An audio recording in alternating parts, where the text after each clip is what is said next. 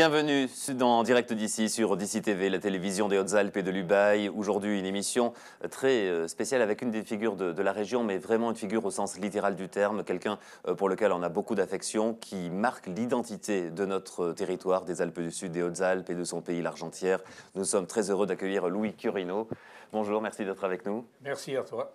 C'est vraiment un grand plaisir de vous accueillir. Louis Curino, je le dis, 87 ans. Ah oui, il ne faut pas avoir peur.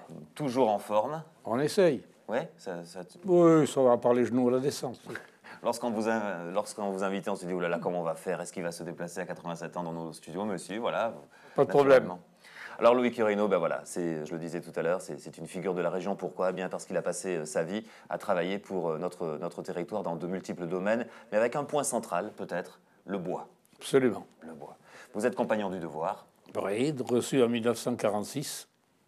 Vous vous êtes occupé énormément de transmettre votre savoir auprès des collégiens, via les Olympiades aussi. C'était mon objectif. Dès que j'ai pris ma retraite, quoique j'aime pas ce mot, mais je dirais plutôt cessation d'activité de l'entreprise, je me suis fixé un objectif, transmettre mon métier.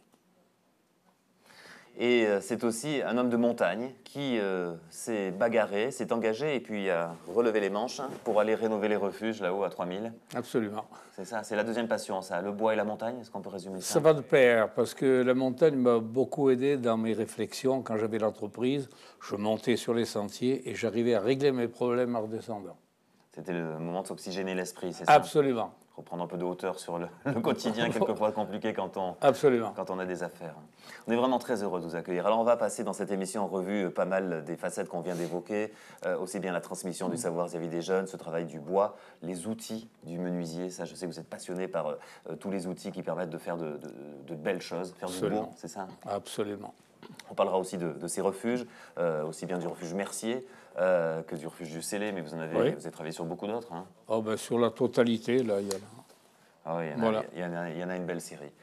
Vraiment, c'est avec beaucoup de plaisir qu'on convie nos téléspectateurs à nous suivre dans cette émission et à nous suivre tout de suite, sans plus tarder, dans une visite qui, à mon avis, va les enthousiasmer parce que c'est une visite d'un musée qui est certes existant à l'Argentière-la-Bessée dans votre commune, mais pas ouvert à tout le monde. Il y a un peu que des privilégiés qui y vont. Est-ce que c'est ça? Absolument. Alors, ce musée, il s'appelle le musée Curino.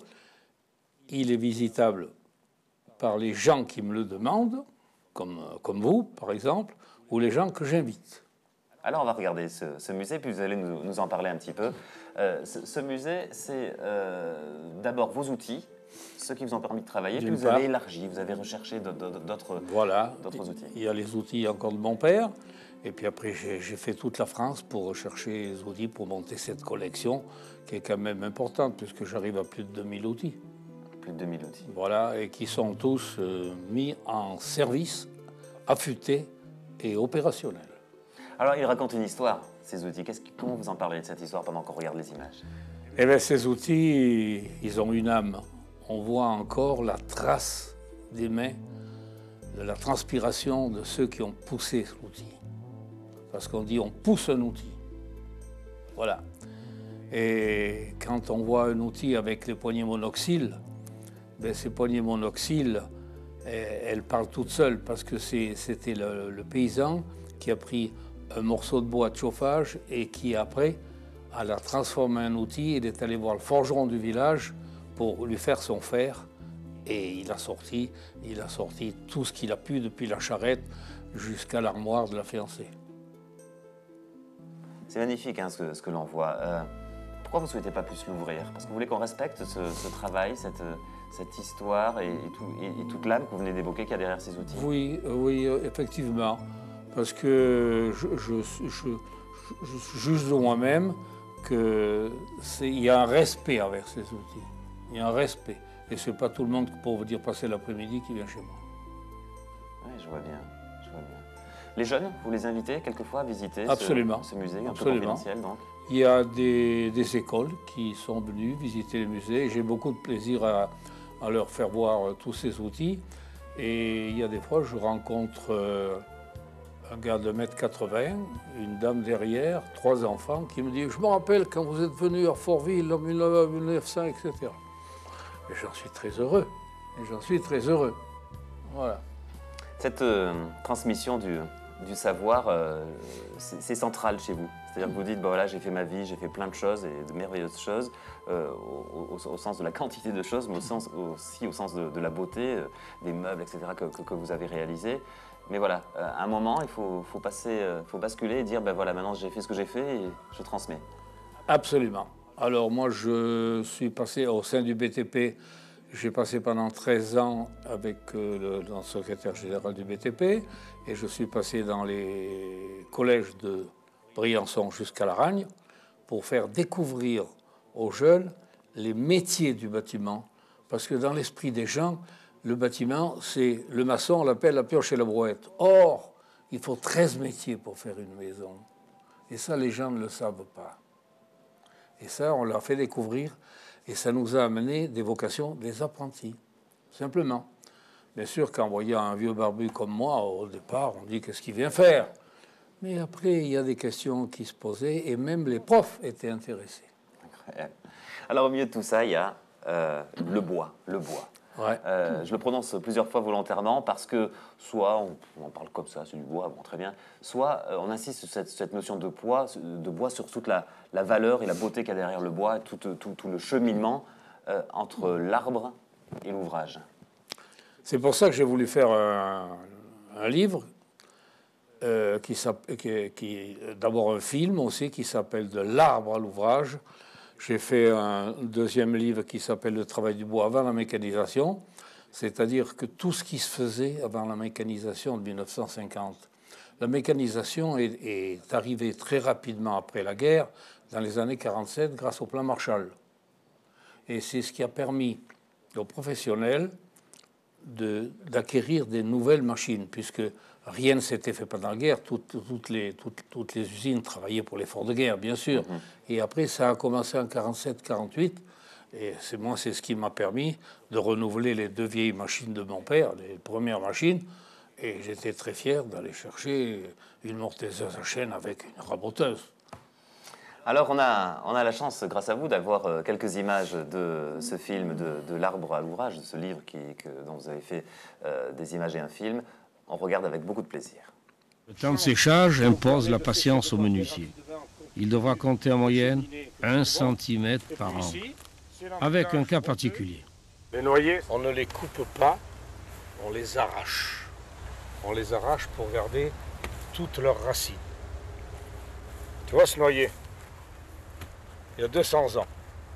Il a été coupé il y a un an et demi. On va bientôt pouvoir le scier. Pourquoi on ne le scie pas avant? Parce que toute l'évaporation se fait par le haut. Regarde la preuve. Voilà encore de la sève. Hein? Alors tout au long de la bille de pied, on va tirer du plaquage. Et ici, on va envoyer ça à la tranche au massicot. Et on va en tirer de la belle ronce de noyer. Tableau de bord des Ferrari. Marqueterie.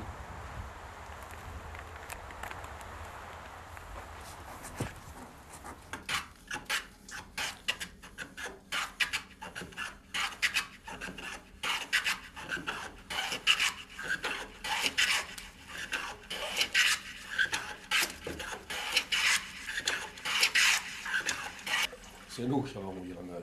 Hein? On a bien gagné. Tiens, petit bois.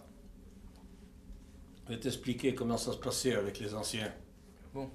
Quand ils te disaient mouille la meule, on allait chercher à boire. On leur présentait la bouteille. Ils chiquaient, ils enlevaient leur chic. Chiquet? C'est parce que c'est chiquer. Ils chiquaient du tabac.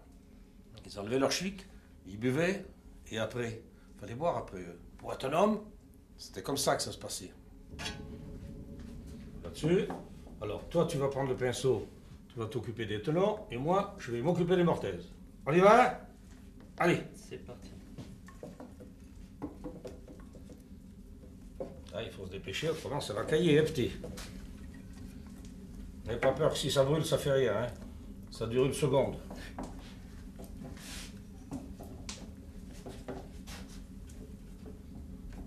Allez, c'est bon.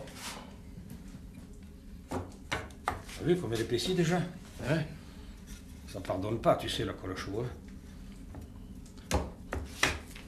Voilà, et toujours qu'il faut courir après la colle.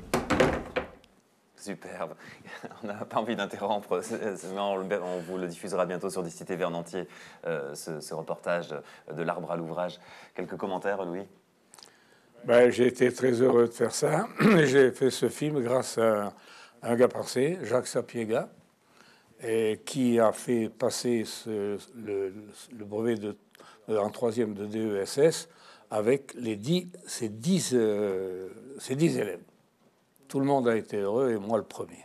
On voit que c'est beau le bois quand on le voit travailler comme ça. C'est universel. Allez, on vous garde, Louis, avec beaucoup de plaisir. On se retrouve dans un instant sur D'ici TV, après avoir retrouvé quelques éléments de la suite de nos programmes. Et on va continuer à parler du bois, des refuges, et puis de cette personnalité hors norme. On ne veut pas trop le flatter, on sait que c'est pas ce qu'il cherche. Mais avec Louis Querino, notre invité, notre figure d'ici aujourd'hui.